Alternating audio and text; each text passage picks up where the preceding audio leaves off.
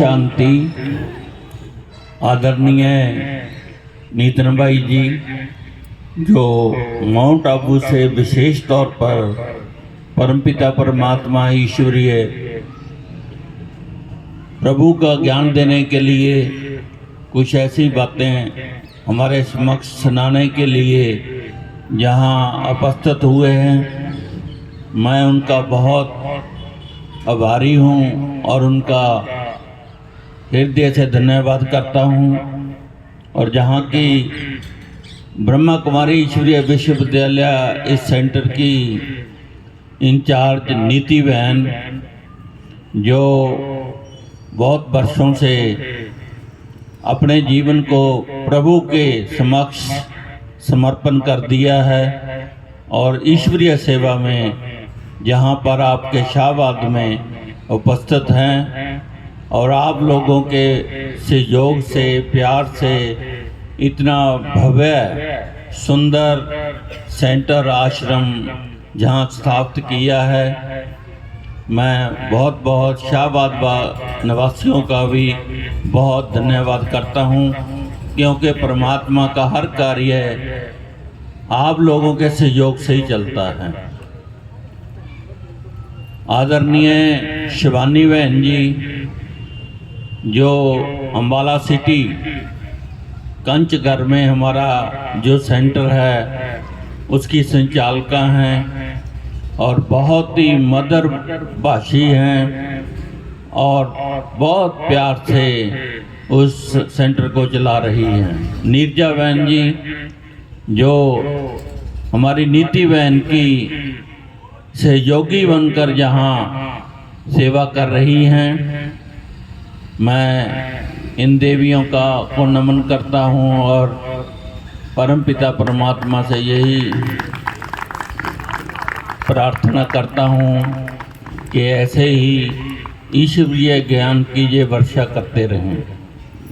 और शाहबाद निवासी जो अपना बहुत ही कीमती समय निकालकर आज उस शिव जयंती के उपलक्ष्य में यहाँ एकत्रित हुए हैं, सुनील भाई जी के आमंत्रण पर मैं दिल से हृदय से उन सब का आभार प्रकट करता हूँ, क्योंकि आज के समय में समय की बहुत अभाव है।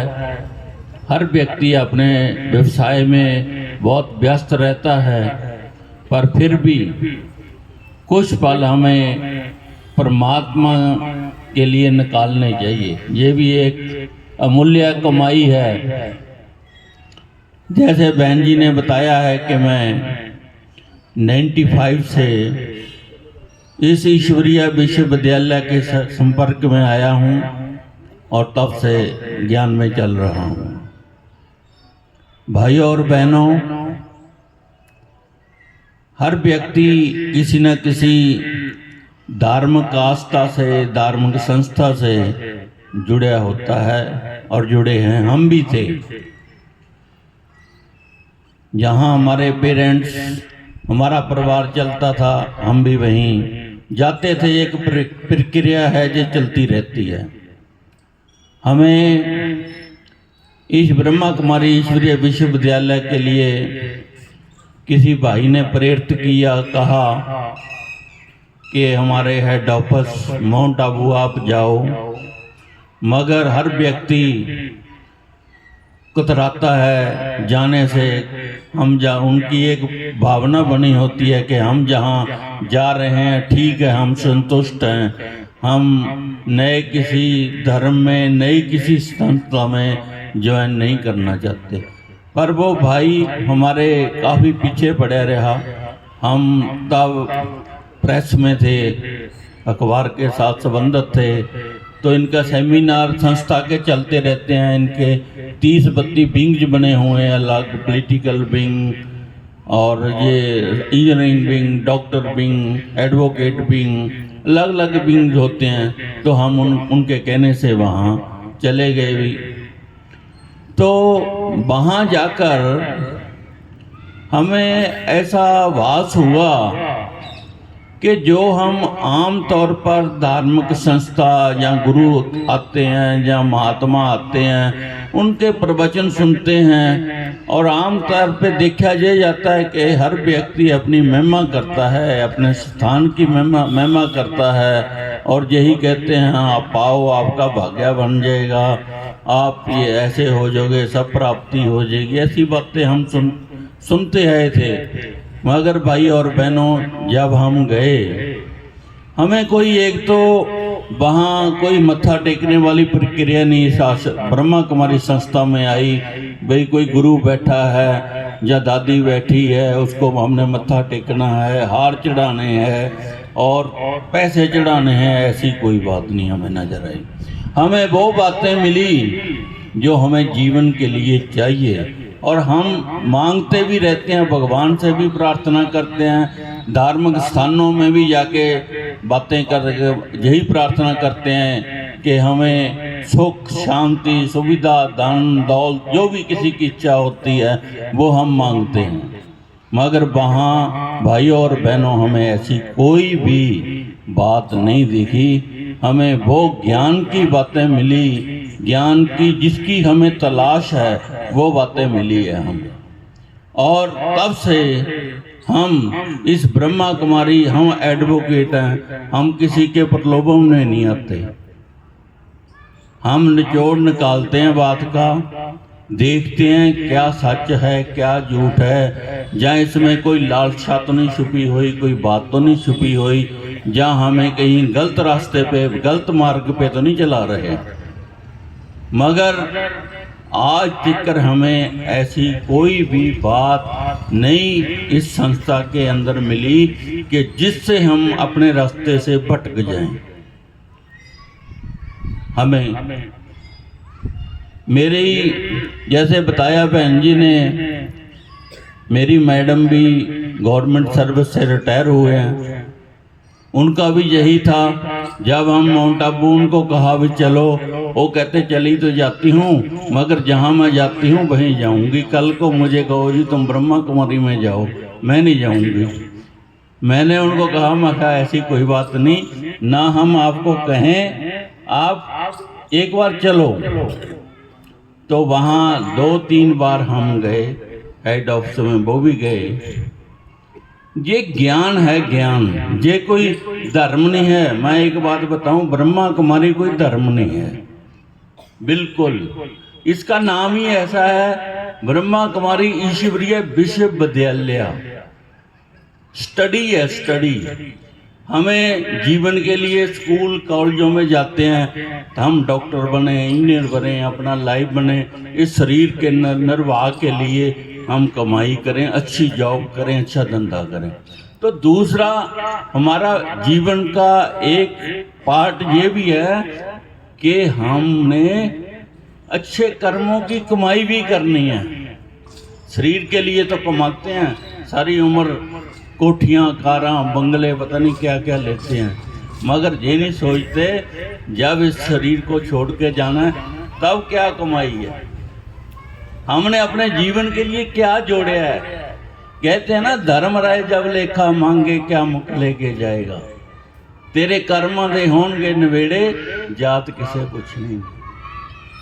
हमने अपने जीवन के लिए अच्छे कर्मों की कमाई करनी है, जो हमारे साथ जानी है। हम खुद ही कहते हैं खाली हाथ आए हैं, खाली हाथ जाना है, ना कोई लेके आया ना लेके जाना है। पर जाना जरूर है, लेके आए भी हैं, लेके जाना भी है। लेके क्या लेके आए हैं? पिछले जन्म के कर्मों का खाता। ये आज के युग में कोई दुखी है, हम कहते हैं इसने पिछले जन्म में बुरे कर्म करे थे। ये आज कोई सुख भोग रहा है, हम कहते हैं इसने पिछले जन्म में अच्छे कर्म करे थे। तो भाई ये सारा कर्मा का खेती है। कर्मा की जैसी खेती बीज लोगे ना, वैसे ही फल खाओगे। कौड़े भी बीजोगे, बुरे कर्म करोगे, बुरा ही फल भुगतोगे। जहाँ भी आगे भी अच्छे कर्म कर लोगे तो अच्छा फल भोगोगे। ये संस्था वही सिखाती है। ये बहनें हमारे सामने बैठी हैं, घर छोड़ दिया, बाहर छोड़ दिया, माँ छोड़ दिया, बाप छोड़ दिया, सब कुछ छोड़ दिया। किस लिए? सिर्फ परमात्मा के उसमें आ गई, शरण में आ गई। परमात्मा का प्यार। हम अपने जीवन में बहुत कुछ पाया है, सुख हैं, खुशी हैं। जिसने भगवान से सच्चे मन से भगवान से का जुड़ गए ना, सच्चा प्यार भगवान से पा लिया ना, उसको जिंदगी में कोई दुख नहीं आ सकता। ये गारंटी है।